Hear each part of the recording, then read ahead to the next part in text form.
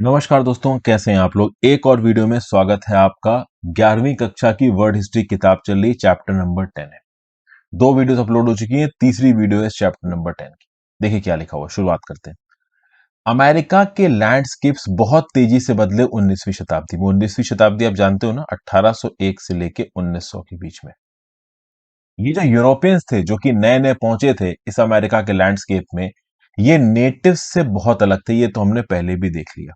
Okay, देखिए क्या लिखा हुआ। Some of the migrants from Britain and France were younger sons who would not inherit their fathers property and therefore were eager to own land in America.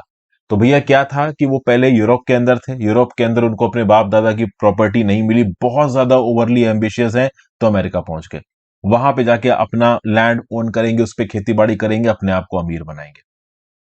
फिर आप देखो कि बहुत सारी कंट्रीज से यहाँ पे इमिग्रेंट्स आए, जर्मनी से, स्वीडन से, इटली से। इन लोगों को अपने कंट्री में किसी भी वजह से अपनी जमीन छोड़नी पड़ गई हो, बिग फार्मर्स ने इनको भगा दिया हो, ओवरऑल इनका खुद का कोई फॉर्म इनको निकाल दिया गया हो, नौकरी की तलाश में आए हो। देखिए, कोई यूरोप में रह रहा हो और छोड़ छाड़ के रिस्क लेके पूरा अटलांटिक ओशन क्रॉस करके पहुंचा आपका अमेरिका के अंदर, तो एक बात तो क्लियर है, वो बंदा एम्बिशियस होगा, बहुत ज्यादा उसके अंदर आगे बढ़ने की ललक होगी। ओके, पोलैंड से लोग आए। ओके, इन पोलैंड के लोगों को नॉर्थ अमेरिका में प्रेरी ग्रासलैंड्स मिले काम करने को।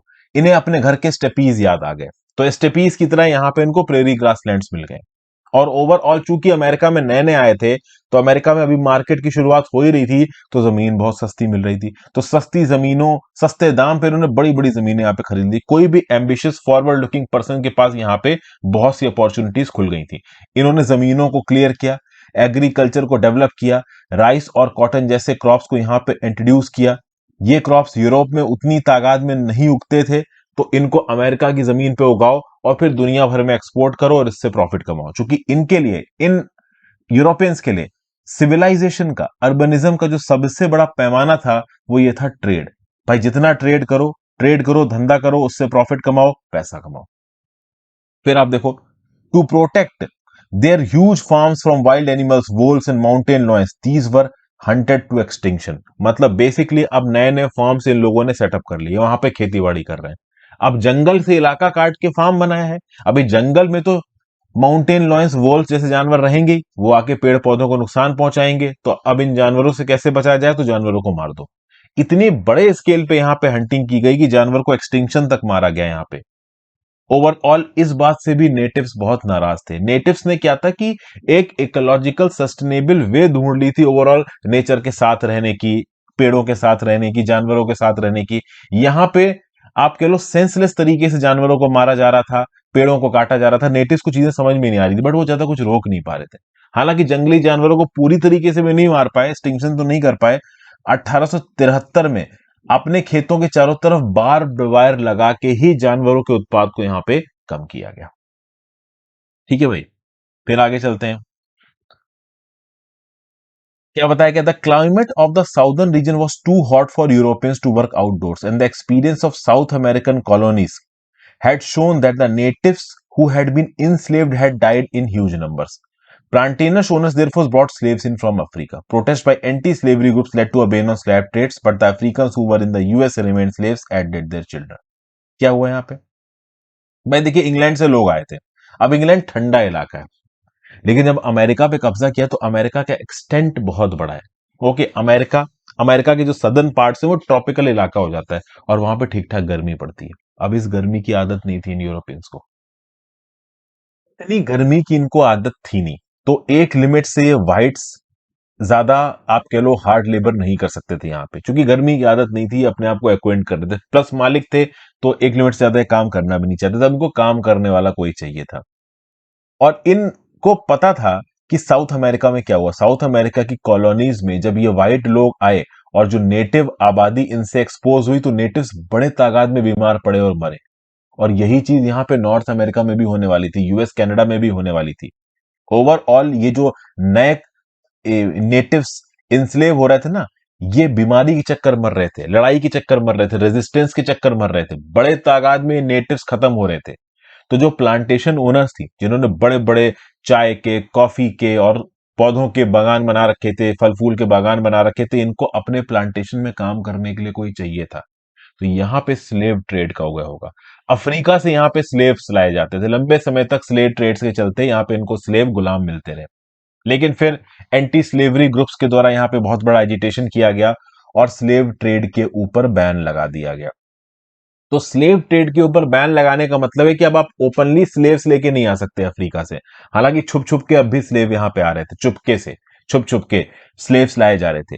लेकिन ऑलरेडी जो पहले स्लेव की तरह, गुलाम की तरह लाया जा चुका था, खासकर यूएसए की जो सदर्न कॉलोनीज थी ना, उसको स्लेव बना के रखा गया, उसके बच्चों को स्लेव बना के रखा गया।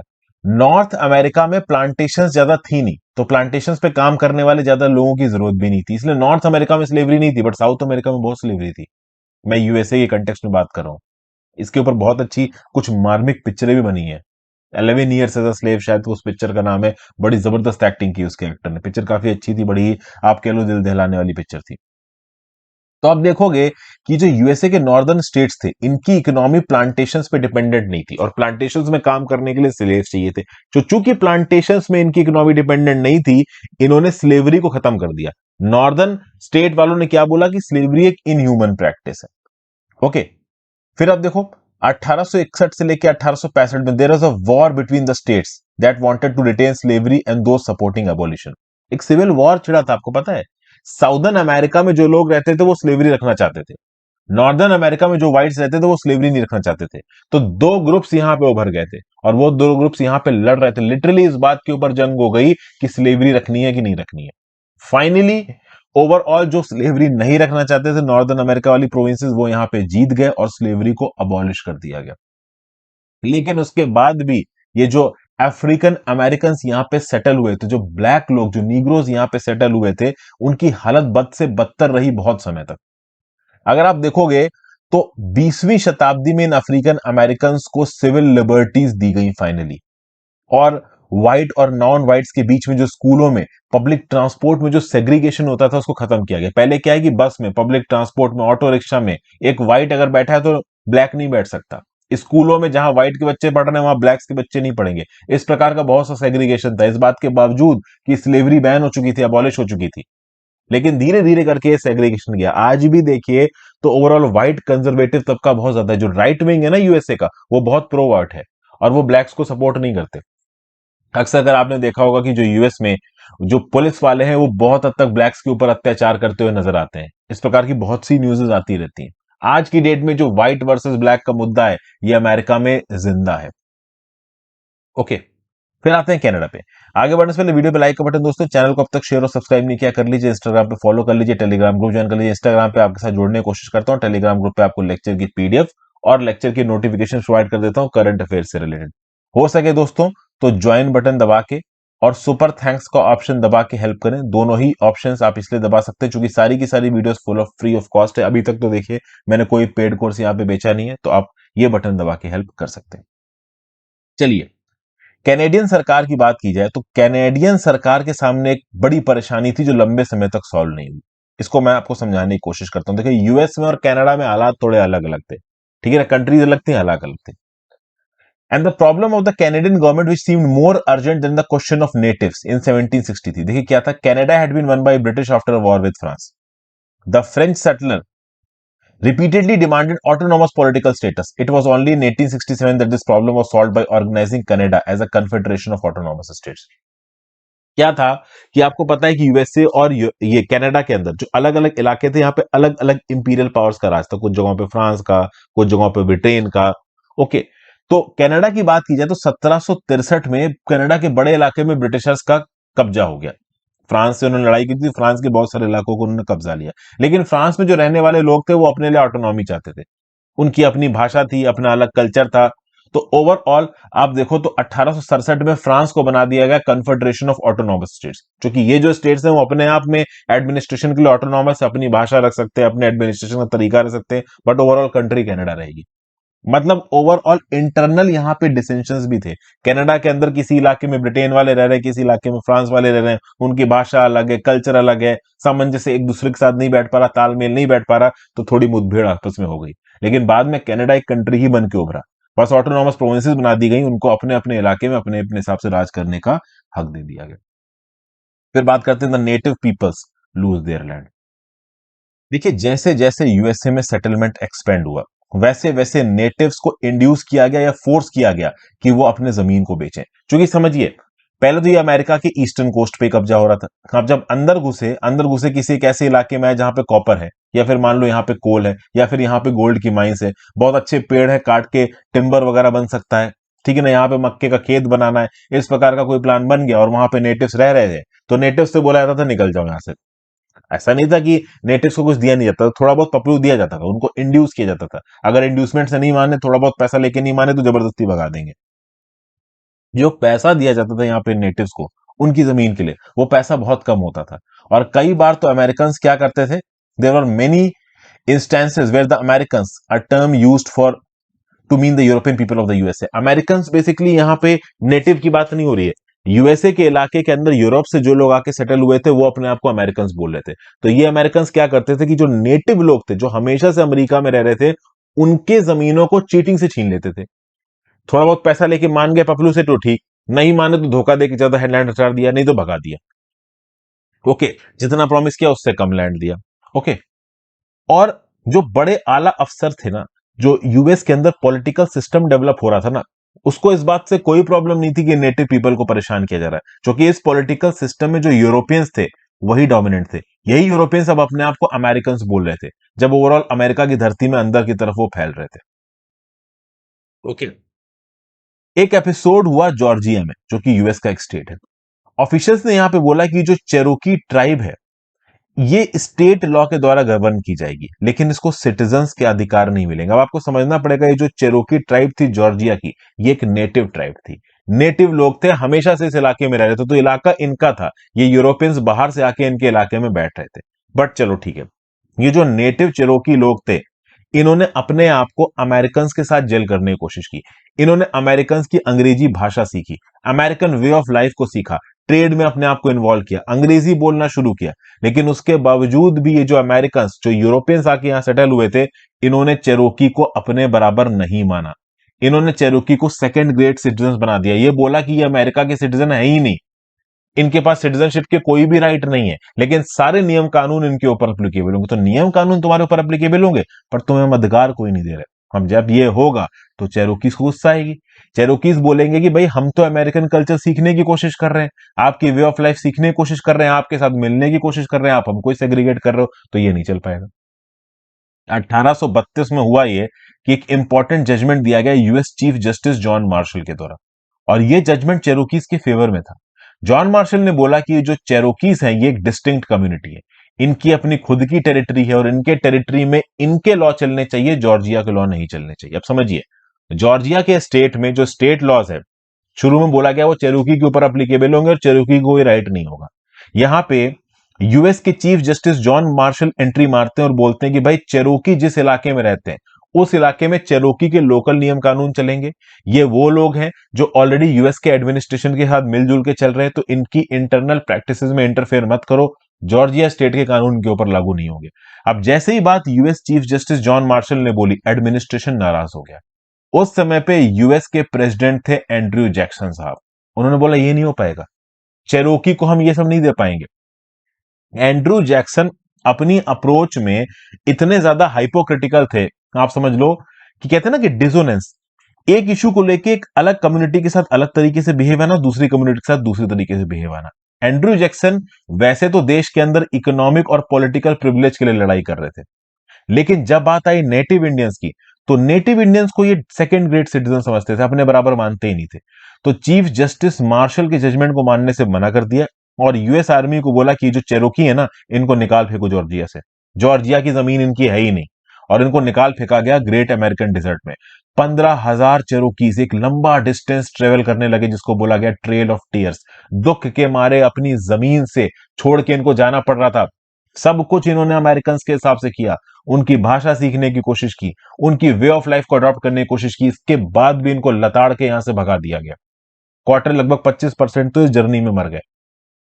तो इससे पता चलता है कि ये जो यूरोपियन सेटल हुए थे नए नए, जो अपने आप को अमेरिकन बोलते थे, इन अमेरिकन के साथ अगर नेटिव्स एंगेज भी कर रहे हैं तो भी इनमें से एक बड़ा तबका है जो कि इनके प्रति उतने राइट्स को आने नहीं देगा, इनको दबाने की कोशिश करेगा, इनको सेग्रीगेट करने की कोशिश करेगा। और जॉन मार्शल जैसा कोई इंडिविजुअल आके नेटिव्स की राइट बात करे भी तो इसको इग्नोर कर देगा। जबरदस्ती चेरोकीज को जॉर्जिया के स्टेट से निकाल दिया, ग्रेट अमेरिकन डेजर्ट में पटक दिया जहां पे रहने को, खाने को, पॉइंट पीने को पानी नहीं है। वहां पे डिस्टेंस में ट्रेल ऑफ टीयर्स, बहुत सारे लोग मर गए, 25% आबादी चेरोकीज की मर गई। ये सब यहां पे हो रहा था। फिर क्या लिखा, those who took the land occupied by the tribes justified it by saying the natives did not deserve to occupy land which they did not use to maximum. They went on to criticize them from being lazy since they did not use their craft skills to produce goods for the market, for not being interested in learning English, for dressing correctly, which meant like the Europeans, they deserve to die out there. ये क्या मतलब बताया जा रहा है? जिन लोगों ने भी ट्राइब्स को भगा के उनकी जमीनें कब्जाई, वो अपनी बात को जस्टिफाई कर रहे थे। क्यों जस्टिफाई कर रहे थे? क्योंकि ये बोल रहे थे कि जो नेटिव इंडियंस है ना, ये बड़े आलसी हैं। क्यों आलसी हैं? क्योंकि नेटिव इंडियंस जिस जमीन पे रह रहे थे, उस जमीन को पूरे फुल तरीके से यूज नहीं कर रहे थे, मतलब एक्सप्लॉइट नहीं कर रहे थे। इनका क्या था कि अगर जमीन कब्जाई है तो मार उसको रगड़ डालो, एक्सेस प्रोडक्शन करो उस जमीन से। अगर वहां पे कोयला है तो कोयला पूरा खोद मारो, अगर सोना तो सोना पूरा खोद मारो, उसको मार्केट बेचो, पैसा कमाओ। ये नेटिव्स कैसे रहते थे कि जमीन पे भाई अपने मन का पैदावार कर ली, अपने काम भर का मीट काट दिया जानवर, खा पी के आराम से सो रहा है, ज्यादा ग्रीड नहीं चाहिए। लेकिन ये जो नए लोग थे, इनका क्या बोलना कि यार ये तो तुम तो लेजी हो, तुम तो काम ही नहीं करना चाहते, तुम तो ट्रेड ही नहीं करना चाहते, तुम तो अपनी स्किल के बेसिस पे कोई नया गुड मार्केट में लाना ही नहीं चाहते, तुम अंग्रेजी नहीं सीखना चाहते, तुम हमारी तरह कपड़ा नहीं पहनना चाहते, इसलिए तुम्हें जीने का अधिकार ही नहीं है, तुम मरो, ये जमीन तुम्हारी नहीं, हम तुम्हारी जमीन कब्जा रहे हैं। समझे? तो जो प्रेरीज थे, यहाँ पे पेड़ काट के फार्मलैंड्स बनाए गए, जो वाइल्ड बाइजन हुआ करता था यहाँ पे, इसको पूरी तरीके से मार दिया गया। ओके। और आप देखोगे primitive man will disappear with the primitive animal, wrote a visiting Frenchman. एक फ्रेंचमैन यहाँ पे आया और उसने बोला कि यहाँ पे जो नेटिव अमेरिकन थे, नेटिव जो लोग रहने वाले थे, वो भी पूरी तरीके से खत्म हो जाएंगे और यहाँ के प्रिमिटिव एनिमल्स को भी हम नहीं रखेंगे। मतलब ओवरऑल हम ऐसा एक्सप्लॉयटेशन करेंगे कि पुरानी चीजों को हम निस्तो नाबूद कर देंगे। फिर आप यहाँ पे देखो कि two sets of population data को कंपेयर किया जा रहा है। स्पेनिश अमेरिका 1800 में और यूएसए 1820। तो जिस इलाके में आप कह लो स्पेन आके अपना कब्जा बना के बैठा था, और जिस इलाके में यूएसए था, क्योंकि शुरुआत में यूएसए और स्पेन अलग अलग थे। स्पेन ने जो अमेरिका का हिस्सा कब्जा रखा था, वो बाद में अमेरिका ने अपने हिस्से में लिया। तो स्पेनिश अमेरिका में 1800 में 75 लाख लोग रह रहे थे। यूएसए में 1820 में आप देखो सिर्फ 6 लाख लोग रह रहे थे। ओके। फिर आप देखिए स्पेनिश अमेरिका में 1800 में व्हाइट्स रह रहे थे 33 लाख, लेकिन यूएसए में रह रहे थे 90 लाख। इसका क्या मतलब हुआ? इसका मतलब यह हुआ कि यूएसए ने जब ईस्टर्न इलाका कब्जाना शुरू हुआ, तो यहां पे जो भी नेटिव इंडियंस थे वो भाग के वेस्ट की तरफ चले गए, यहां चले गए, और यहां पे स्पेनिश लोगों का रास्ता। तो ये जो अमेरिका के इलाका स्पेन के कंट्रोल में था, वहां नेटिव्स की आबादी ज्यादा थी और व्हाइट्स की आबादी थोड़ी कम थी। लेकिन जहां जहां पे यूएसए बना, वहां पे व्हाइट्स की आबादी तो हद से ज्यादा थी, नेटिव्स की आबादी बिल्कुल ही कम हो गई। फिर यहाँ पे मिक्स्ड यूरोपियंस और थोड़ी बहुत ब्लैक की आबादी भी दे रखी। ब्लैक की आबादी देखोगे तो यूएस में ब्लैक की आबादी ज्यादा थी, 1820 में 19 लाख, स्पेनिश अमेरिका में थी लगभग 8 लाख। तो ये ओवरऑल हम देखने को यहाँ पे मिलता है। छोटा सा ऑब्जर्वेशन दे रखा है कि किस प्रकार से नेटिव लोगों की जो आबादी का कंसंट्रेशन था, वो जो यूएस के लोग रहते थे वहां पे बहुत कम था, और जो अमेरिका का जो हिस्सा स्पेन के कंट्रोल में था, वहां ज्यादा था। फिर आगे क्या बताया गया? Meanwhile the natives were pushed westward, given land elsewhere theirs in perpetuity, but often moved again if any mineral, lead or gold or old oil was found on their land. Many tribes were forced to share the land originally occupied by one tribe, thus leading to quarrels between them. They were locked off in small areas called reservations, which often was land which they had no earlier connection.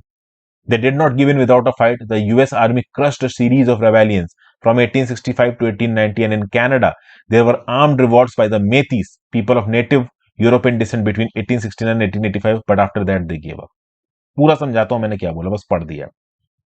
तो जैसा कि मैंने आपको बताया, America के eastern हिस्से से घुस के धीरे धीरे यूरोपियंस अंदर आ रहे थे। अब जैसे जैसे यूरोपियंस अंदर आ रहे थे, मान लो यहाँ कोई नेटिव पीपल लग रहा है, यहां से उसको उखाड़ फेंका, उसको यहां जमीन दे दी। अब ये जमीन भी जो नई मिली है ना नेटिव को, कितने समय तक इस नेटिव के पास रहेगी कुछ पता नहीं, क्योंकि फिर से अगर यहाँ पे इंक्रोचमेंट हुआ तो इस जमीन से उखाड़ के यहां दे दी जाएगी। तो बेसिकली धीरे धीरे करके इन नेटिव्स को वेस्ट में खिसकाते गए। कभी कभी तो क्या होता था कि अलग अलग ट्राइब्स अपने अपने इलाके में रहती थी, तो एक ट्राइब को उसके इलाके से उखाड़ दिया और उस ट्राइब से बोला कि इस दूसरी ट्राइब के साथ जाके रह लो। आप एक ट्राइब अपने इलाके में रह रही है, दूसरे में अपने में रह रही है, अब उसी इलाके में दो तीन ट्राइब्स घुसेड़ दी, तो ये ट्राइब्स आपस में लड़ना शुरू हो गई, क्योंकि अब जगह कम है, रिसोर्स कम है। तो overall in Europeans, in American की ग्रीड के चलते काफी प्रॉब्लम हो गई थी। कुछ सालों बाद तो यह देखने को मिला कि इतना इलाका इन अमेरिकन ने कब्जा लिया कि इन ट्राइबों को छोटे छोटे इलाकों में घुसेड़ दिया गया, जिनको बोला गया रिजर्वेशंस। रिजर्वेशंस बेसिकली यहां पे वो छोटे मोटे इलाके थे जहां पे इन ट्राइबों को ठूस के रख रखा गया था, एक प्रकार का रिफ्यूजी कैंप यहां पे बना दिया गया था। ओके। और ये ऐसे जगह पे बनाए गए रिजर्वेशंस जहां पे पहले कभी नेटिव्स रहा ही नहीं करते थे, तो नेटिव्स को उनकी ओरिजिनल जगह से तो देखो उखाड़ फेंका गया और छोटे छोटे पॉकेट्स में बड़ी तादाद में सेटल कर दिया गया। ओके।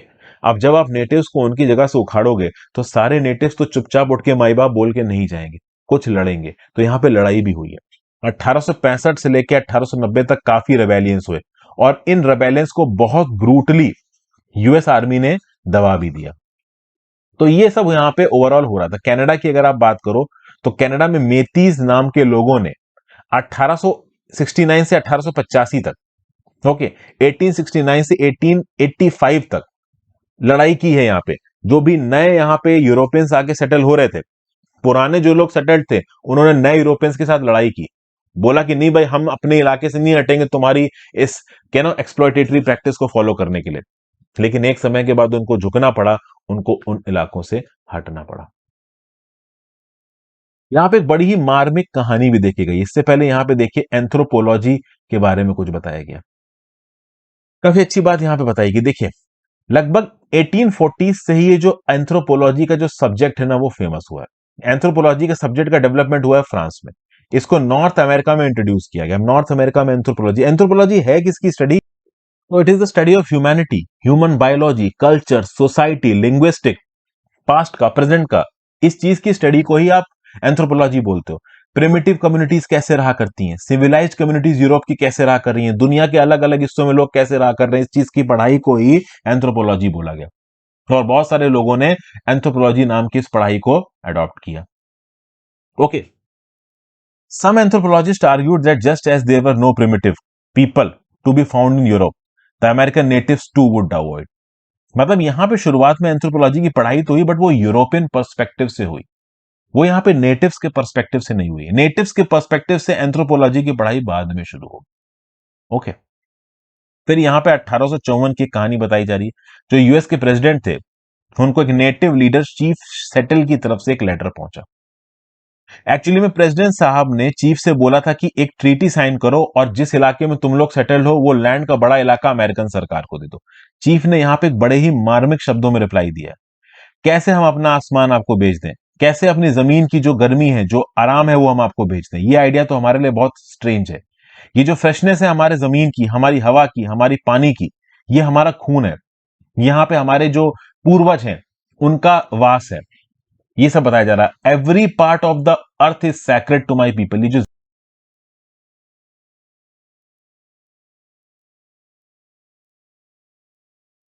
तो यहां पे जो चीफ का रिस्पॉन्स है, इससे आपको क्या समझ में आ रहा है? बेसिकली चीफ बोल रहा है कि आप हमारा आसमान हमसे कैसे छीन सकते हो, आप हमारी जमीन की जो गर्मी है, जो वार्मथ है, वो हमसे कैसे सीख सकते हो, हमारी हवा की फ्रेशनेस, हमारे पानी का स्पार्कल, ये सब आप हमसे कैसे छीन सकते हो।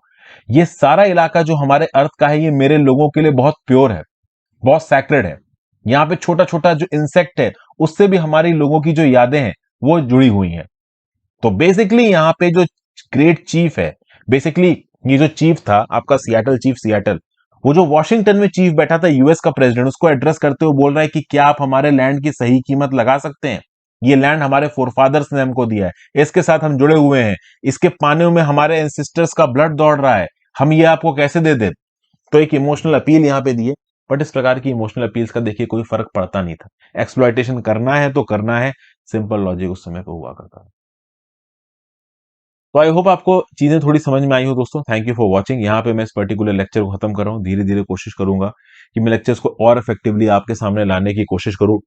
मैं कोशिश ये करता हूं कि कंसोलिडेटेड तरीके से इफेक्टिवली एक बहुत ही आप कह लो मेजर तबका मैं आपको पढ़ा पाऊं, चीजों को अच्छे तरीके से आपको समझा पाऊं, और यही मेरी हमेशा कोशिश रहती है। आई होप आपको मजा आ रहा हो लेक्चर सुनने में दोस्तों। वीडियो को लाइक और शेयर करके जाइएगा, इंस्टाग्राम पे फॉलो कर लीजिएगा, टेलीग्राम ग्रुप ज्वाइन कर लीजिएगा, हो सके तो सुपर थैंक्स का ऑप्शन दबा के और ज्वाइन बटन दबा के हेल्प करें। ध्यान रखिए दोस्तों, पढ़ते लिखते रहिए। Have a great day, good bye, ध्यान।